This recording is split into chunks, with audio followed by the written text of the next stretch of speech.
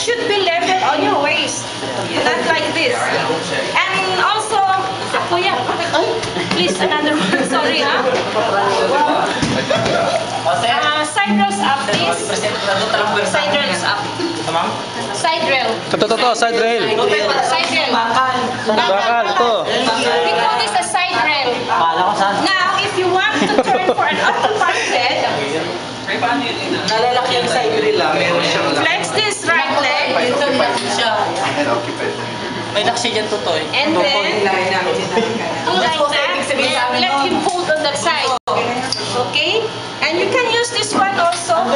If you want to turn in the ICU, you can use this. If you want to put him on the side, you can do like that. So, but for the occupied bed, all you have to do is just strip this. If the patient is like that, occupied, no? Saksak sa ano niya, ma'am? Oo, saksak. Pwede mo siyang remove this. Sasaksak talaga. Hey, are you okay? CPR na yun eh. Pero kung maruming ito siya, kunyari may mga table siya. These are all dirty. And this one, for example, he had this incontinence stool. And you want to change. So you have to, and this one, you have to like that. But if it's clean, it's okay. But if it's dirty, because You have to cover one. you have to cover. And like that. So this is your changing. And your, next your new Like new linen. one. The same thing you're doing for the unoccupied.